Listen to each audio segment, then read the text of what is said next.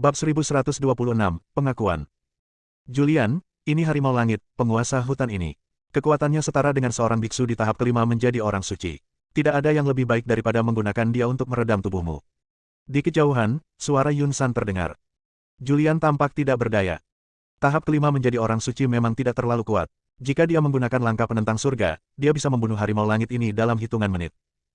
Namun, harimau langit kali ini terlalu besar, dan dia tampak terlalu kecil saat berdiri di depan harimau langit. Sebelum dia sempat bereaksi, harimau langit melancarkan serangan. Dia membuka mulutnya dan mengeluarkan sinar energi hitam. Julian memikirkan tentang penghindaran ini. Namun, jika ini dilakukan dengan menghindar, efek pemurnian tubuh akan hilang. Dia tidak menghindar, tapi memilih untuk melawan. Sinar cahaya hitam menerpa dia, dan dadanya langsung penyok. Dia sengaja mengendalikan energi iblis di tubuhnya. Sekarang dia terluka, tidak ada energi iblis yang muncul, dan lukanya tidak pulih dalam sekejap. Boom! Tubuh itu jatuh ke tanah. Sebelum dia bisa bangkit dari tanah, harimau langit bergegas mendekat dan menginjaknya dengan kakinya yang besar. Langit di kejauhan. Ketika Yun San melihat pemandangan ini, dia tidak bisa menahan cemberutnya dan bergumam pelan, bisakah dia dipukuli sampai mati. Dia juga sedikit khawatir. Namun, saat dia khawatir, tubuh besar harimau langit sedikit miring. Dari reruntuhan di kakinya, seorang pria yang penuh luka bergegas keluar dan menyerang harimau langit. Seorang pria dan seekor binatang bertarung sengit di hutan primitif ini. Melihat pemandangan ini, Yun San tersenyum. Sekarang, dia menjadi semakin puas dengan Julian. Tubuh fisik Julian terlalu kuat, dan daya tahannya sangat buruk. Usahanya tidak sia-sia. Dia percaya bahwa di kompetisi berikutnya, Julian pasti akan menjadi kuda hitam terbesar, dan dia pasti akan mencapai hasil yang baik, dan bahkan mampu untuk masuk barisan depan. Dia tertawa terbahak-bahak hingga dia bahkan tidak bisa menutup mulutnya. Di kejauhan, pertempuran sengit terus berlanjut. Bumi berguncang dan gunung-gunung runtuh. Ada kesenjangan besar antara Julian dan harimau langit dalam hal kekuatan. Dia tidak dapat melukai harimau langit sama sekali. Setelah pertempuran, dia dipenuhi luka dan tubuhnya dipukuli terus-menerus. Namun, itu juga karena pemukulan itulah kekuatan pil 6 yang di dalam tubuh terstimulasi. Pertempuran itu berlangsung selama 1 jam. Julian tidak bisa bertahan lebih lama lagi dan melarikan diri dengan cepat. Namun, harimau langit mengikutinya dari dekat. Pada saat ini, harimau langit merasakan kekuatan yang sangat kuat, dan dia mundur ketakutan, tidak berani mengejarnya. Ini adalah aura yang terpancar dari Yun San, yang mencegah harimau langit mengejar Julian. Setelah dia aman, Julian jatuh ke tanah. Pada saat ini, dia penuh luka dan terengah-engah. Dia bahkan tidak memiliki kekuatan untuk bangun. Dia beristirahat selama beberapa menit sebelum bangkit dari tanah. Duduk bersila di tanah, dia mengaktifkan teknik tubuh 9 putaran emas untuk menyerap kekuatan pil 6 yang di tubuhnya untuk meredam tubuhnya. Yun San melihatnya. Dia dapat dengan jelas merasakan bahwa Julian menyerap kekuatan pil 6 yang dengan sangat cepat. Dia tidak bisa menahan diri untuk tidak mengerutkan kening, teknik latihan tubuh seperti apa yang dipraktikkan Julian. Sungguh ajaib. Teknik yang dipraktikkan Julian sangat ajaib sehingga bahkan Yun San, seorang tetua dari halaman surgawi, menjadi tertarik. Hampir sepanjang hari nanti, Julian menyerap kekuatan pil 6 yang lagi. Kalau mau terus menyerapnya harus terus dipukul. Saat ini, Yun San datang. Julian berdiri dengan semangat tinggi dan berseru, "Guru." Yun San mengangguk dan berkata, "Baiklah, Julian, teknik latihan fisik macam apa yang kamu latih? Saya dapat merasakan bahwa teknikmu sangat ajaib. Bahkan teknik mental terbaik di Akademi Surgawi saya tidak dapat menandinginya." Mendengar ini, Julian sedikit terkejut. "Juga, apa identitasmu? Apakah kamu murid keluarga itu?" "Sejauh yang saya tahu, tidak ada keluarga teratas yang disebut keluarga Visser di dunia primitif." Yun San menanyakan beberapa pertanyaan sekaligus. Julian juga mulai berpikir. Dia bukan dari dunia primitif, tapi dari bumi. Saat ini, dia ragu-ragu. Dia tidak tahu apakah akan mengungkapkan identitasnya. Dia sedikit takut. Karena orang-orang kuat di 3000 tanah tertutup memusuhi manusia di bumi, dia khawatir sikap Yun San terhadapnya akan berubah jika dia mengungkapkan identitasnya. "Kenapa? Adakah yang tidak bisa kamu katakan?" Yun San berkata, "Jika kamu merasa tidak nyaman untuk mengatakannya, aku tidak akan memaksamu untuk melakukannya." Julian berpikir sejenak. Dia merasa Yun San cukup baik. Dia merasa bahwa dia tidak seharusnya menyembunyikannya. Jika identitasnya berubah dan sikapnya terhadapnya berubah, dia tidak bisa berbuat apa-apa. "Tuan, murid ini bukan dari dunia primitif." Setelah mempertimbangkan dengan cermat, Julian memutuskan untuk mengungkapkan identitasnya. Mendengar ini, Yun San sedikit terkejut. "Apa? Bukan dari dunia primitif?" Julian mengangguk sedikit dan berkata, "Saya datang dari bumi di luar tanah yang tersegel." Menghadapi tuan yang sangat baik padanya, Julian memilih untuk mengatakan yang sebenarnya. "Bumi." Yun San tercengang saat mendengar dua kata ini. Julian tidak menyembunyikan apapun dan berkata dengan jujur, itu karena saya cukup beruntung mendapatkan keterampilan dari zaman kuno. Seorang tetua dari Sekte Swantian di dunia primitif muncul di bumi. Dia rakus dengan keterampilan di tangan saya dan ingin mengambilnya, jadi dia menangkapku.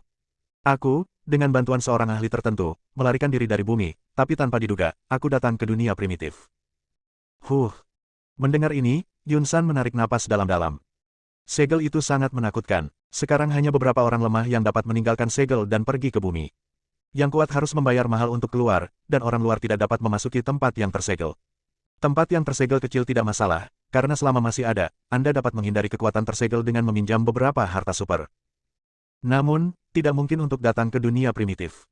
Tuan yang membantumu secara diam-diam pasti telah mencapai alam surga. Julian tidak banyak bicara tentang keberadaan Zuzu. Yun San memandang Julian dan bertanya, dari apa yang saya pahami, ada 4 binatang baik di bumi, tetapi 4 binatang baik semuanya disuntik dengan energi iblis. Ini untuk orang akar spiritual tertinggi di era bumi ini, tapi, kecuali yang tertinggi selain akar spiritual, biksu lain juga akan terpengaruh. Julian mengangguk dan berkata, saya telah mengambilnya, tetapi saya tidak terpengaruh oleh energi iblis. Kamu tidak mengerti. Yun San mengerutkan kening dan berkata, alasan mengapa kamu tidak terpengaruh sekarang adalah karena kamu masih sangat lemah. Energi iblis tidak akan berpengaruh sampai kamu mencapai negeri dongeng. Mengenai hal ini, Julian tidak khawatir sama sekali. Karena tubuhnya adalah tubuh iblis. Sedangkan untuk Sarah, dia tidak perlu khawatir lagi. Karena energi iblis di tubuh Sarah telah dimurnikan oleh penjaganya. Lupakan saja, jangan bicarakan ini lagi. Yun San mengubah topik dan berkata, tidak peduli dari mana asalmu, karena kamu telah bergabung dengan Tian Yuan dan memujaku sebagai tuanmu, maka aku adalah tuanmu, dan aku akan melindungimu dengan baik. Namun, kabar bahwa kamu berasal dari bumi tidak boleh dibocorkan. Orang-orang di dunia ini membenci manusia di bumi. Ya, terima kasih Tuan karena telah mengingatkanku. Julian mengangguk, menunjukkan bahwa dia mengerti. Yun San bahkan tidak menanyakan keterampilan apa yang dipraktikkan Julian. Selanjutnya, Julian terus melawan harimau langit, menggunakan kekuatan harimau langit untuk meredam tubuhnya dan merangsang kekuatan pil 6 yang. Bab 1127, menuju klan kuno. Julian pergi melawan harimau langit lagi. Dalam apa yang disebut pertempuran sengit, dia hanya dipukuli secara pasif, karena wilayahnya sangat lemah, dan dia sama sekali tidak mampu melukai orang besar seperti harimau langit dengan kekuatan fisiknya. Lebih dari 1 jam kemudian, Julian terluka lagi. Dia pergi untuk menyerap kekuatan pil 6 yang lagi. Setelah menyerap kekuatannya, luka di tubuhnya juga sembuh. Yun San memperhatikan dalam diam. Sungguh menakjubkan. Cedera Julian sangat serius. Biasanya, butuh waktu lama untuk pulih, tapi dia mampu menyembuhkan lukanya sambil menyerap kekuatan pil 6 yang. Tubuh ini sungguh ajaib, bahkan dia, tetua halaman surgawi, memujinya. Untuk periode waktu berikutnya, Julian bertarung sengit dengan harimau langit di hutan primitif ini, menggunakan kekuatan harimau langit untuk mengalahkan tubuhnya dan menstimulasi kekuatan pil 6 yang Untuk periode waktu berikutnya, Julian bertarung sengit dengan harimau langit di hutan primitif ini, menggunakan kekuatan harimau langit untuk mengalahkan tubuhnya dan menstimulasi kekuatan pil 6 yang di tubuhnya. Pada awalnya, harimau langit masih bisa menyakitinya. Namun, sebulan kemudian, kekuatan harimau langit tidak lagi dapat melukainya. Di pegunungan dan hutan, 1 orang dan 1 binatang bertarung dengan sengit. Tubuh Julian terbang di udara, dia memutar tinjunya dan memukul tubuh harimau langit dengan keras. Boom! Kekuatan mengerikan melanda. Sisik di punggung harimau langit langsung patah, meninggalkan luka berdarah, dan tubuh besarnya terbang mundur, menghancurkan beberapa gunung. Julian mengambil kesempatan itu dan bergegas maju dengan cepat, mengepalkan tinjunya dan meledakkannya terus-menerus. Kekuatan fisik murni menghantam tubuh harimau langit, dan segera seluruh tubuh harimau langit dipenuhi luka. Namun, itu sangat kuat. Bahkan jika ditutupi dengan luka, efektivitas tempurnya masih sangat kuat.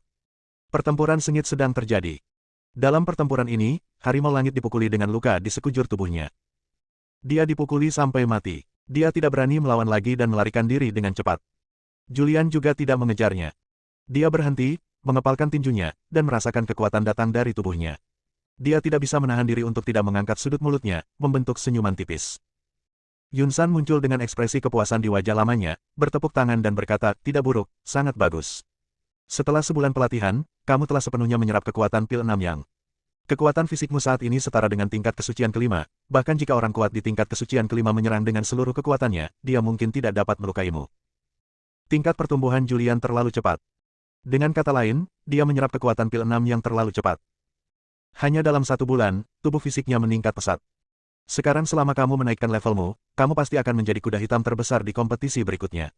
Julian, guru menantikan penampilanmu dan aku harap kamu akan bersinar di kompetisi. Julian tampak bersyukur dan berkata, saya dapat mencapai kondisi saya saat ini sepenuhnya karena tuan saya. Jika bukan karena tuan yang pergi ke rumah Luo untuk membantu saya mendapatkan pil 6 yang, saya tidak tahu berapa banyak bertahun-tahun yang dibutuhkan bagi saya untuk mencapai kondisi ini di tubuh saya. Semakin Yunsan memandang Julian, dia menjadi semakin puas. Oke, jangan rendah hati lagi. Kekuatan pil 6 yang hampir sempurna. Selanjutnya, gurumu akan membawamu ke suku kuno dan meminta setetes darah kuno. Berbicara tentang klan kuno, Yunsan juga memiliki ekspresi serius di wajahnya. Klan kuno tidak sebanding dengan keluarga Luo. Klan kuno adalah ras terkuat di dunia primitif. Meskipun hanya sebuah keluarga, kekuatannya tidak kalah dengan sekte Xuantian dan Tianyuan dari klan kuno. Seperti naik ke surga. Namun, betapapun sulitnya, dia harus mencobanya. Berjalan. Yunsan memanggil senjata ajaib terbang itu lagi. Julian mengambil labu besar itu. Yunsan mengendalikan senjata ajaib terbang dan segera meninggalkan hutan. Saya berada di jalan selama beberapa hari. 7 atau 8 hari kemudian. Yunsan dan Julian muncul di hutan cahaya. Tuan, apakah suku kuno di hutan ini? Julian tampak bingung. Yunsan mengangguk sedikit dan berkata, pegunungan ini disebut Gunung Bulan Darah. Markas besar klan kuno berada di Gunung Bulan Darah. Klan kuno selalu bersikap rendah hati, dan orang-orang dari klan kuno jarang berpindah-pindah keluar. Dia menunjuk ke pegunungan di depan dan berkata, Gunung Bulan Darah dilindungi oleh formasi yang sangat kuat. Setiap orang kuat yang menerobos tanpa izin dari suku kuno akan mati mengenaskan dalam formasi tersebut. Julian mengangguk ringan. Yunsan bergerak maju selangkah demi selangkah. Julian mengikuti di belakang. Segera, mereka tiba di sebuah ruang terbuka. Di ruang terbuka, sebuah tablet batu setinggi lebih dari 30 meter didirikan. Di tablet batu itu terukir kata-kata ini, Gunung Bulan Darah adalah tempat yang penting akan dikepung sampai mati. Yunsan muncul di depan tablet batu, mengepalkan tangannya, mengaktifkan ki-nya, dan berkata dengan keras, Penatua Yunsan, Direktur Surgawi, sedang mengunjungi suku kuno. Suaranya terdengar.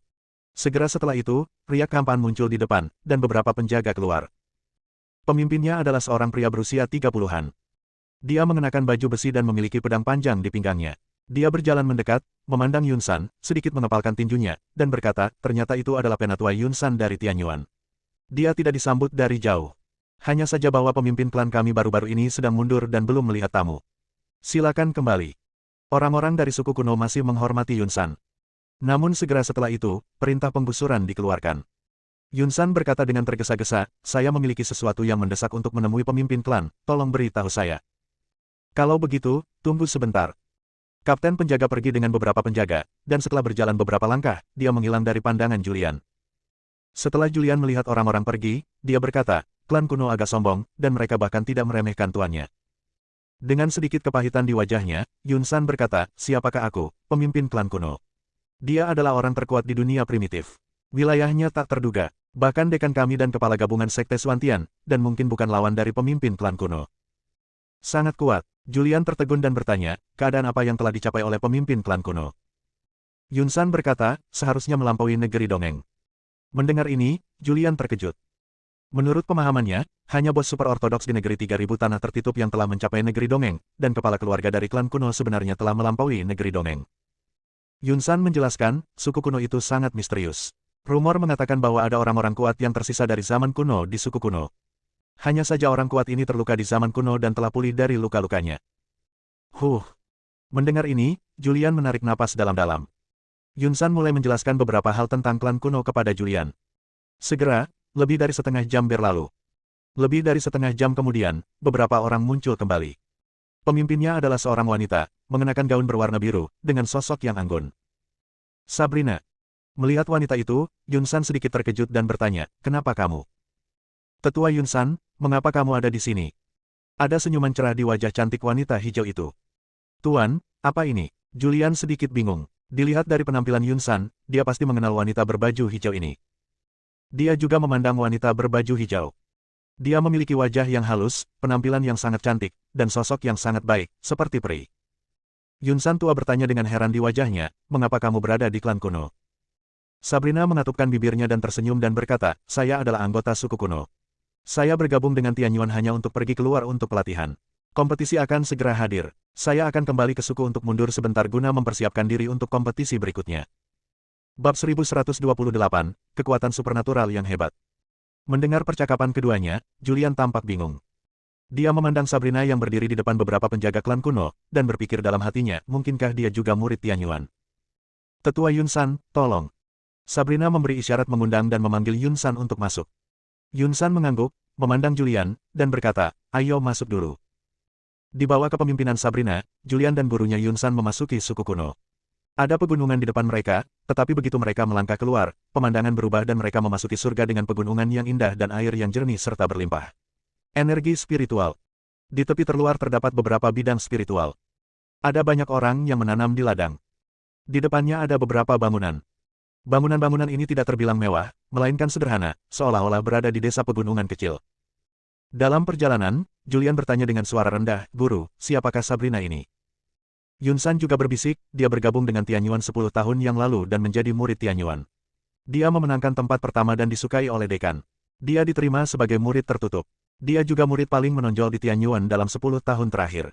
Seorang murid, potensinya sangat menakutkan, dia dapat mempelajari apapun dengan cepat, dan dia juga seorang paranormal yang hebat. Apakah kekuatan gaib yang agung mengetahuinya? Yunsan bertanya. Julian mengangguk ringan. Orang yang mempunyai kesaktian besar mengetahuinya. Orang seperti itu memiliki akar spiritual tertinggi. Terlebih lagi, ketika mereka lahir, mereka menguasai beberapa kekuatan magis dan rahasia kuno. Orang-orang seperti itu, dalam keadaan normal, tersegel sendiri di zaman kuno. Julian hanya melihat 2 di antaranya. Dia tidak menyangka ada 1 di Tianyuan. Ini benar-benar era yang cemerlang. Dahulu seseorang dengan kesaktian yang besar belum akan lahir setelah puluhan ribu bahkan ratusan ribu tahun, namun di zaman sekarang mereka sering muncul. Seseorang dengan kesaktian yang besar adalah makhluk yang berada di atas akar spiritual tertinggi. Mereka yang memiliki kekuatan supernatural yang besar harus memiliki akar spiritual yang tertinggi. Dan mereka yang memiliki akar spiritual tertinggi belum tentu mereka yang memiliki kekuatan supernatural yang besar. Yunsan melanjutkan, saya tidak tahu asal-usulnya. Saya tidak menyangka dia berasal dari suku kuno. Sabrina berasal dari suku kuno. Mungkin hanya dekan yang tahu. Tetua Yunsan, kita sudah sampai. Sabrina, yang berjalan di depan, berhenti. Dia menunjuk ke halaman sederhana di depan dan berkata, ini adalah area penerimaan klan kuno. Agak kumuh. Jangan pedulikan, Penatua Yunsan. Yunsan tersenyum dan beraninya dia berpendapat. Tolong. Sabrina memberi isyarat mengundang. Yunsan dan Julian memasuki halaman dan datang ke aula. Aulanya tidak besar, hanya ada beberapa meja dan kursi. Sabrina meminta pelayannya membuatkan teh. Dia duduk di kursi samping, memandang Yunsan di depannya, dengan senyuman di wajahnya yang cantik, dan bertanya, Elder Yunsan, apakah kamu punya urusan untuk datang ke klan kuno kita kali ini setelah melakukan perjalanan ribuan mil? Ada yang ingin kutanyakan untuk menemui pemimpin klan kuno. Mendengar ini, Sabrina berkata, ayah mengasingkan diri selama periode ini dan tidak bertemu siapapun. Jika terjadi sesuatu, kamu dapat memberitahuku hal yang sama. Mendengar ini, Yunsan tercengang. Dia tidak menyangka bahwa Sabrina sebenarnya adalah putri dari pemimpin klan kuno. Julian juga tercengang. Bukankah identitas ini terlalu istimewa? Putri dari pemimpin klan kuno. Penatua Yunsan. Suara Sabrina terdengar lagi. Saat itulah Yunsan bereaksi. Dia memandang Sabrina dengan sedikit rasa malu di wajahnya dan berkata, sebenarnya, aku datang ke klan kuno kali ini untuk meminta setetes darah kuno. Darah kuno. Sabrina segera berdiri. Dia memandang Yunsan dengan ekspresi aneh di wajahnya dan berkata, Tetua, saya khawatir Anda tidak mengetahui sesuatu. Darah kuno diubah oleh nenek moyang klan kami menggunakan budidaya seumur hidup mereka sebelum kematian Siosen. Itu hanya berguna untuk murid klan kuno saya. Jika Anda bukan murid suku kuno, Anda tidak dapat mengambil darah kuno, dan kekuatan darah kuno sangat kejam, tubuhmu akan meledak dan mati seketika. Itu tidak berlebihan, kan? Julian menyela. Mendengar ini, Sabrina melirik Julian. Yunsan berkata pada waktunya, muridku terlalu banyak bicara. Jangan berpengetahuan seperti dia. Sabrina menyerah sedikit, dia tidak mau berdebat dengan Julian, tapi dia belum pernah melihat Julian sebelumnya, jadi dia tidak bisa menahan diri untuk bertanya, mungkinkah ini murid baru dari tetua itu? Ya. Yunsan berkata, saya baru-baru ini menerimanya sebagai murid. Karena kompetisi akan segera hadir, saya ingin meminta setetes darah kuno untuknya agar dia dapat meningkatkan levelnya dan berpartisipasi dalam kompetisi. Yunsan tidak menyembunyikan apapun dan menjelaskan niatnya. Saya khawatir saya perlu meminta Penatua Baipao untuk berkunjung. Sabrina duduk dan berkata dengan lembut, belum lagi darah kuno adalah harta paling berharga dari klan kita. Tidak banyak yang tersisa dari zaman kuno. Bahkan di klan kita, hanya murid paling berprestasi yang memenuhi syarat untuk mengambilnya. Kedua, meskipun diberikan kepadamu, muridmu tidak dapat menyerap dan memurnikannya. Saya khawatir begitu dia menyerap dan memurnikannya, dia akan meledak dan mati seketika. Yunsan tidak tahu banyak tentang darah kuno. Tapi, karena Sabrina mengatakan ini, itu tentu masuk akal. Ada sedikit kekecewaan di wajah lamanya. Tampaknya kali ini klan kuno datang dengan sia-sia. Tampaknya melihat kekecewaan di wajah Yunsan, Sabrina tersenyum dan berkata, tapi. Mendengar ini, Yunsan sedikit bersemangat dan bertanya, tapi apa? Sabrina bertanya, Elder, tahukah Anda mengapa saya kembali? Yunsan menggelengkan kepalanya dan berkata dia tidak tahu. Sabrina berkata, ada tempat ajaib di klan kuno saya. Tempat ini disebut Menara Pembakaran. Ini adalah menara bawah tanah dengan total 18 lantai. Menara pembakaran mengandung energi yang sangat megah, dan menara langit pembakaran klan kami memiliki 5 lantai. Mulai setiap 10 tahun sekali. Hanya ada 10 tempat yang tersedia dalam satu waktu. Jika saya ingin memasuki menara pembakaran, saya harus berkompetisi. Bahkan jika saya adalah putri pemimpin klan, saya harus mengalahkan murid lain jika saya ingin memenuhi syarat untuk masuk. Saat dia mengatakan itu, dia melirik Julian. Dia mengerutkan bibirnya dan tersenyum dan berkata, karena kamu ingin berpartisipasi dalam kompetisi, kekuatanmu tidak boleh lemah. Saya dapat memberi kamu kualifikasi untuk berpartisipasi dalam tantangan. Selama kamu berhasil masuk 10 besar, kamu akan memiliki kesempatan untuk memasuki menara pembakaran untuk berlatih. Memasuki menara pembakaran untuk berlatih tidak kalah kuatnya dengan mengambil darah kuno klan kita. Mendengar ini, Yunsan tampak senang dan bertanya, benarkah? Tentu. Sabrina berkata, beraninya saya menipu para tetua. Alasan saya kembali kali ini adalah untuk bersaing memperebutkan kualifikasi memasuki menara pembakaran, berlatih di menara pembakaran untuk jangka waktu tertentu, dan berpartisipasi dalam kompetisi. Saat dia mengatakan itu, dia melihat ke arah Julian. Kesempatan telah diberikan kepadamu. Bisa atau tidaknya kamu memanfaatkannya tergantung pada kekuatanmu. Julian tahu bahwa klan kuno adalah ras paling kuat di dunia, dan murid-murid ras itu pasti memiliki kekuatan yang menakutkan. Apakah ada batasan bagi murid yang berpartisipasi dalam seleksi? Julian bertanya. Sabrina berkata, menara pembakaran dibuka setiap 50 tahun sekali. Selama murid klan kita yang berusia di bawah 50 tahun berhak untuk berpartisipasi dalam seleksi. Mendengar ini, Julian menghela nafas lega. Dia tidak takut pada biksu yang berusia di bawah 50 tahun. Terima kasih Nona Sabrina karena telah memberi saya kualifikasi ini. Saya pasti akan bekerja keras untuk masuk 10 besar. Saya tidak akan mempermalukan Anda, kata Julian dengan wajah tegas. Oh. Sabrina tersenyum ringan dan berkata, saya hanya memberi Anda kualifikasi demi para tetua. Adapun apakah Anda dapat memasuki menara pembakaran dan berlatih di menara pembakaran, itu tergantung pada keberuntungan Anda. Setelah mengatakan itu, dia berdiri dan berkata, tetua, meskipun saya pandai mengambil keputusan mengenai masalah ini, saya tetap harus melaporkannya kepada para tetua keluarga. Saya akan mengirim seseorang untuk membawa Anda turun untuk tinggal sementara sampai saya laporkan pada orang yang lebih tua. Setelah mengatakan itu, dia pergi. Segera setelah itu, beberapa pelayan dari suku kuno datang dan memimpin Yunsan dan Julian keluar dari ruang resepsi. Bab 1129, ada di sini, semuanya ada di sini. Meskipun bangunan klan kuno sangat biasa, klan kuno sangatlah besar.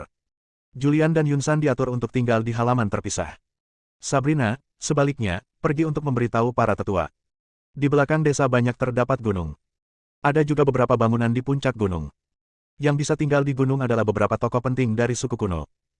Sekarang, ayahnya sedang mengasingkan diri, dan Busen yang lebih tualah yang mengatur urusan klan kuno. Sabrina mendaki ke gunung kuno budidaya. Di puncak gunung, seorang pria berjanggut berusia akhir 70-an sedang duduk di tanah bermain jangkrik. Penatua yang hebat. Sabrina menyapa dari jauh. Itu Sabrina.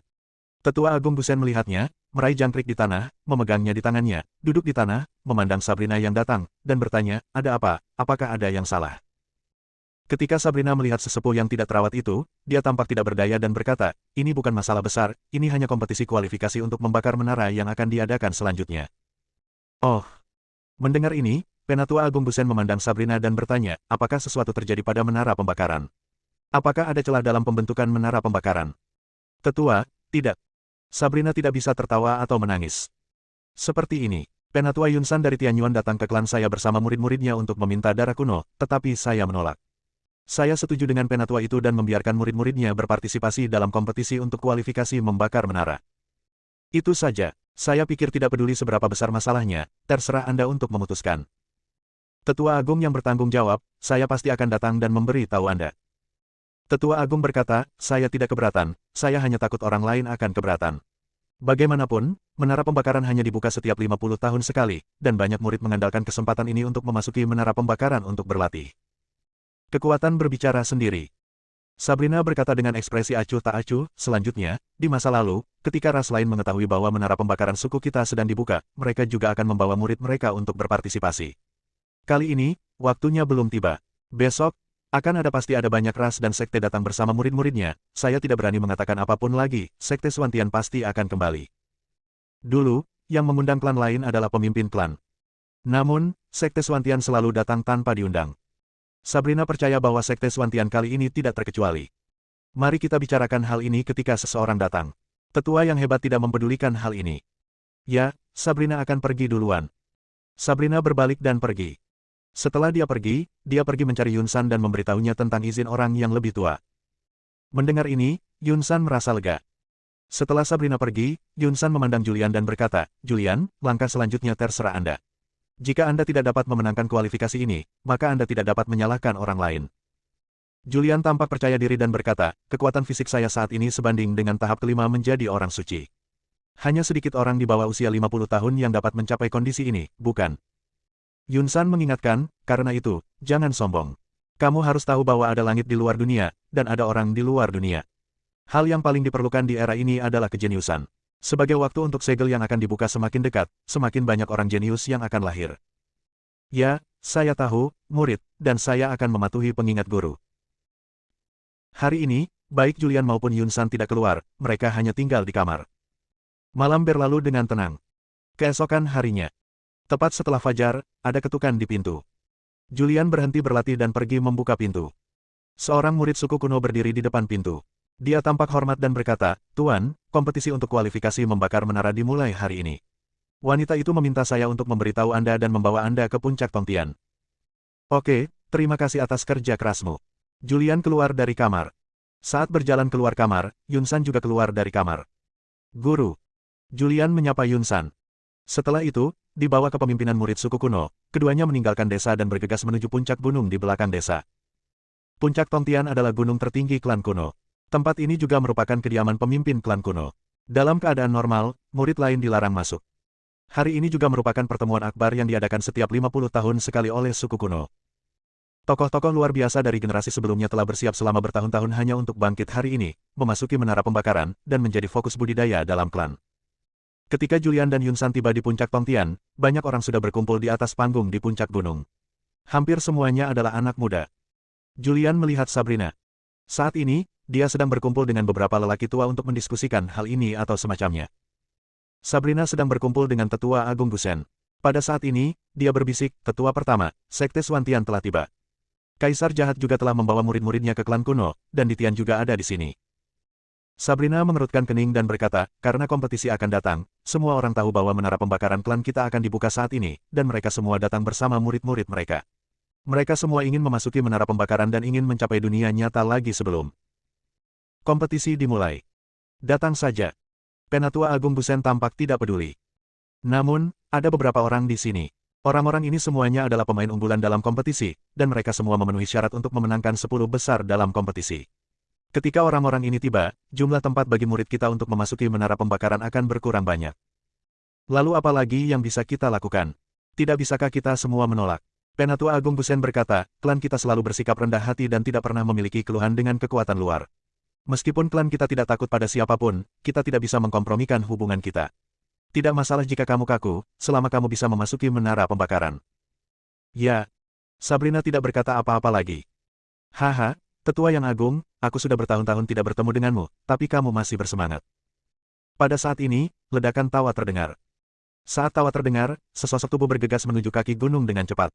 Sebelum suara itu datang, sosok itu sudah muncul di depan Tongtian Peak Arena.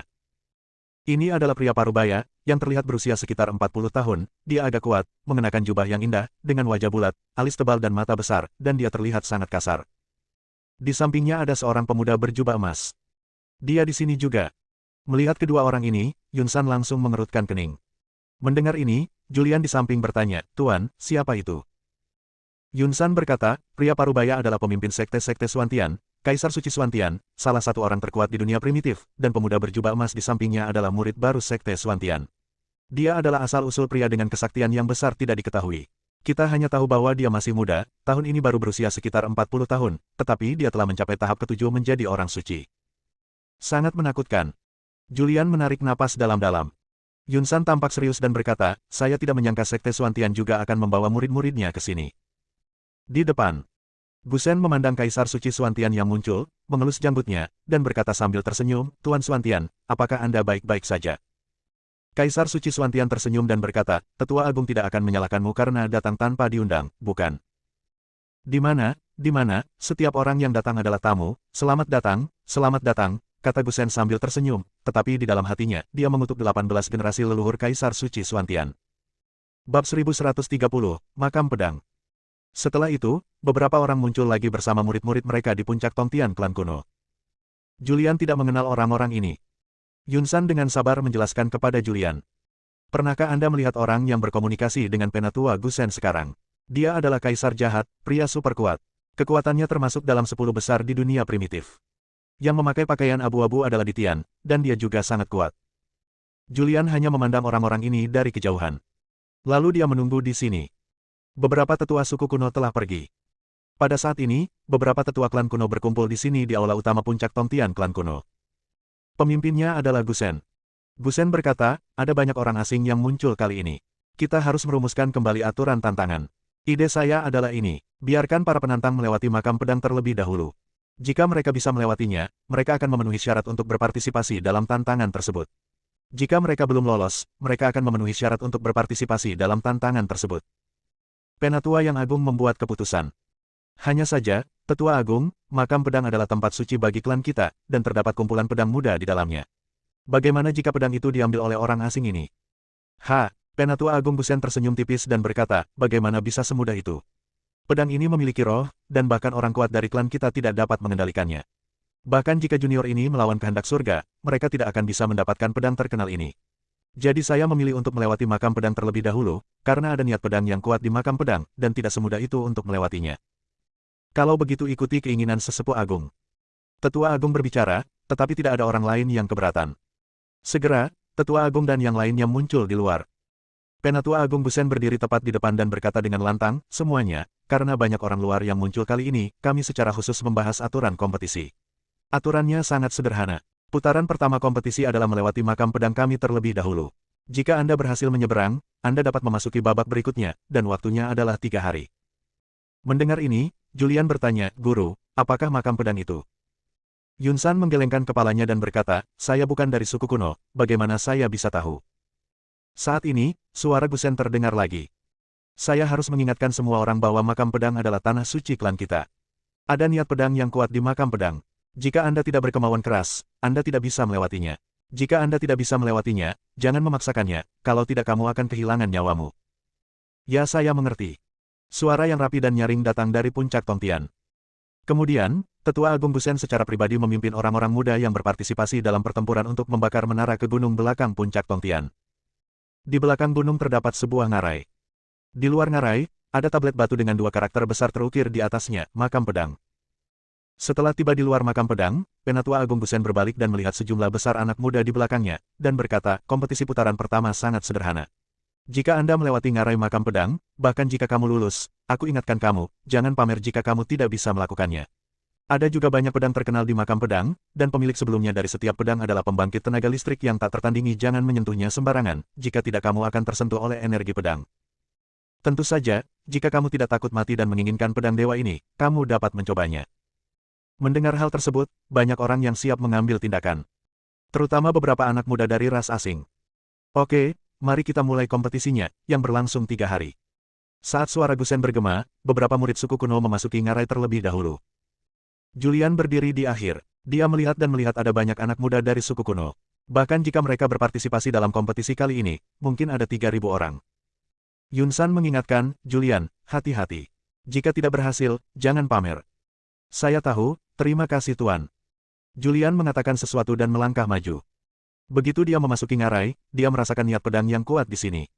Niat pedang ini menghancurkan seperti gunung, membuatnya merasa sedikit tidak nyaman. Segera setelah itu, dia merasakan apa yang tampak seperti api tak berujung menyala lagi, membakar seluruh tubuhnya. Sebelum panas mereda, ia seolah mendengar suara ribuan kuda yang berlari kencang. Dalam keadaan linglung, ia melihat gambar ribuan kuda yang berlari kencang, menendang debu ke seluruh langit. Hush! Julian menarik napas dalam-dalam. Niat pedang yang menakutkan. Pada saat ini, jeritan menyakitkan datang dari depan. Saat suara itu datang, seorang pemuda dari suku kuno bergegas keluar sambil berguling dan merangkak. Julian melihat sekilas dan melihat bahwa tubuhnya telah terluka oleh niat pedang yang kuat. Dia mengeluarkan darah dari semua lubangnya, wajahnya pucat, dan kondisi mentalnya sangat buruk. Julian mengabaikannya. Niat pedang di sini sangat kuat, tapi masih dalam toleransinya. Julian. Tiba-tiba, sebuah suara datang dari Immortal Mansion. Setelah Julian mendengar suara Zuzu, dia juga menghubungi Zuzu dan bertanya, ada apa? Zuzu berkata, ada banyak pedang di sini, serta banyak keterampilan pedang. Meskipun itu bukan hal yang baik, itu pasti merupakan berkah bagimu. Aku bisa merasakan bahwa setiap pedang berisi seperangkat ilmu pedang, jika kamu ingin mengikutinya jalur ilmu pedang, lalu pergi dan pelajari keterampilan ilmu pedang ini. Bagaimana cara memenangkannya? Julian bertanya. Majulah dan aku akan membimbingmu. Di bawah bimbingan Zuzu, Julian dengan cepat bergerak maju dan segera mencapai depan. Apakah kamu melihat gua di depan? Ada pedang di dalam gua ini. Masuklah dulu. Oke. Julian melirik gua di depan. Pintu masuk gua tidak besar, tingginya hanya beberapa meter. Apa yang sedang kamu lakukan? Sebuah suara datang dari belakang. Julian berbalik dan melihat bahwa Sabrina lah yang berbicara. Sabrina mendekat dan mengingatkan, ada pedang dewa di dalam gua. Semakin dekat Anda, semakin kuat pedang itu. Julian tersenyum dan berkata, saya tahu, saya hanya ingin tahu. Saya ingin melihat seperti apa pedang dewa yang dikumpulkan di tanah suci ras pertama di dunia. Jangan khawatir, jika ada bahaya, saya akan mundur. Sabrina menyilangkan tangannya di dada dan menatap Julian, kamu tidak ingin menarik perhatian pedang suci klanku, bukan? Julian tampak malu. Dia benar-benar tidak tahu tentang pedang ini. Apa yang dia tahu adalah ilmu pedang yang tercatat dalam pedang. Tetua Agung juga mengatakan bahwa jika kamu memiliki kekuatan yang cukup, kamu dapat mengambil pedang suci itu. Saya hanya mengingatkan Anda bahwa pedang ilahi sangat berbahaya, dan dengan kekuatan Anda, itu tidak cukup untuk mengguncangnya. Terima kasih atas pengingatnya. Julian tersenyum tipis, lalu berbalik dan memasuki gua. Ruang di dalam gua tidak terlalu besar. Sekitar 50 meter persegi. Tanahnya adalah batu yang kokoh, dan di atas batu itu ada pedang. Pedang ini berwarna merah menyala, panjang pedang lebih dari 2 meter, dan ada beberapa kata misterius yang terukir di pedang tersebut. Setelah Julian memasuki gua, dia merasakan Sabrina datang dan tidak bisa menahan cemberut. Suara Zuzu datang dari rumah abadi, abaikan saja. Keterampilan pedang di pedang ilahi semuanya diwarisi dengan kesadaran. Kekuatannya sangat rendah dan dia tidak dapat melihat apapun. Kamu mendekati pedang sekarang dan berkomunikasi dengan pedang dengan pikiranmu. Julian berjalan menuju pedang merah. Dia mencoba menggunakan pikirannya untuk berkomunikasi dengan pedang. Pada saat ini, pedang yang tertancap di tanah tiba-tiba meledak menjadi cahaya merah menyala, dan kekuatan mengerikan meledak. Kekuatan ini langsung menyerang Julian. Tubuh Julian terbang mundur seperti bola dan terbang keluar dari gua tanah. Oh, aku tidak tahu harus hidup atau mati. Sabrina berjalan keluar, melihat ke arah Julian yang jatuh ke tanah, dan tidak bisa menahan tawa. Aku sudah memperingatkanmu, tapi kamu masih tidak percaya padaku. Apakah kamu pernah mengalami kesulitan? Julian bangkit dari tanah dengan susah payah, mengulurkan tangannya untuk menyeka darah dari sudut mulutnya. Dia terus berjalan menuju gua. Sebab, kata Zuzu, dia secara paksa merampas warisan pedang itu. Bersambung.